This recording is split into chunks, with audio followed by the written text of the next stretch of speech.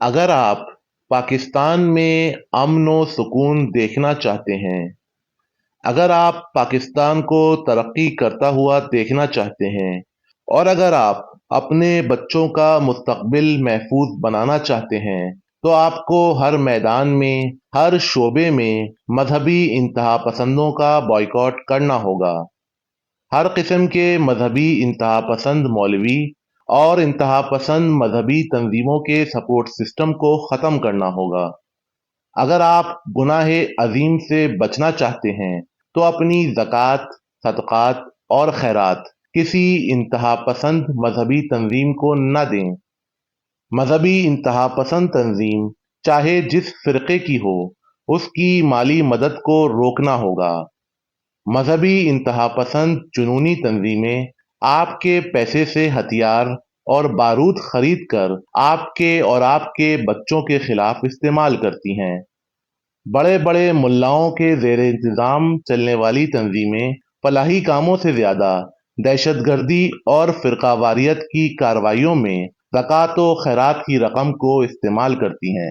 اپنی رقم کسی ایسے مولوی یا تنظیم کو نہ دیں جو غیر مسلموں کو نقصان پہنچاتے ہوں، دوسرے مسلمانوں کی تکفیر کرتے ہوں یا جہاد کے نام پر ہونے والی دہشت گردی کو سپورٹ کرتے ہوں۔ اپنے حلال مال کی حفاظت کریں اور اس کو دہشت گردی میں استعمال ہونے سے بچائیں۔ اگر آپ نے اپنا پیسہ ایسی کسی انتہا پسند تنظیم کو دیا تو دہشت گردی اور فتنے کے گناہ میں آپ بھی شامل ہوں گے۔ اگر آپ نے خیرات کرنی ہے، چیریٹی کرنی ہے، تو اپنے ہاتھوں سے مستحقین تک رقم پہنچائیں یا پھر ان فلاحی تنظیموں کو سپورٹ کریں جو قوم، مذہب اور مسلک کی بنیاد پر لوگوں کی مدد نہیں کرتی بلکہ انسانیت کی بنیاد پر فلاحی کام کرتی ہیں۔ عید الاضحیٰ کے موقع پر بھی دھیان رہے، کسی صورت قربانی کے جانور کی کھالیں کسی مذہبی انتہا پسند تنظیم کو نہ جائیں۔ اگر انتہا پسند مذہبی جنونی تنظیموں اور مولویوں کی مالی سپورٹ جاری رہی تو یہ لوگ دنیا میں مزید فساد اور دہشت گردی پھیلاتے رہیں گے، اور اس سے پاکستان اور پاکستانی کمزور سے کمزور تر ہوتے جائیں گے۔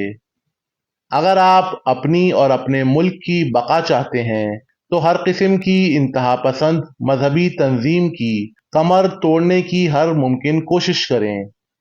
جماعت اسلامی ہو، جماعت الدعویٰ ہو، سپاہ صحابہ ہو یا ٹی ایل پی، اس قسم کی ہر جنونی تنظیم کا جڑ سے خاتمہ پاکستان کی تعمیر و ترقی کے لیے ضروری ہے۔ اور اگر آج ہم سب نے مذہبی انتہا پسند جنونی مولویوں اور تنظیموں کا بائیکاٹ نہ کیا تو معاشرے میں فتنہ و فساد اسی طرح پھیلتا رہے گا۔ دنیا ہم کو دہشت گرد کہتی رہے گی اور ہر گلی محلے میں سر تن سے جدا کی صدائیں گونجتی رہیں گی۔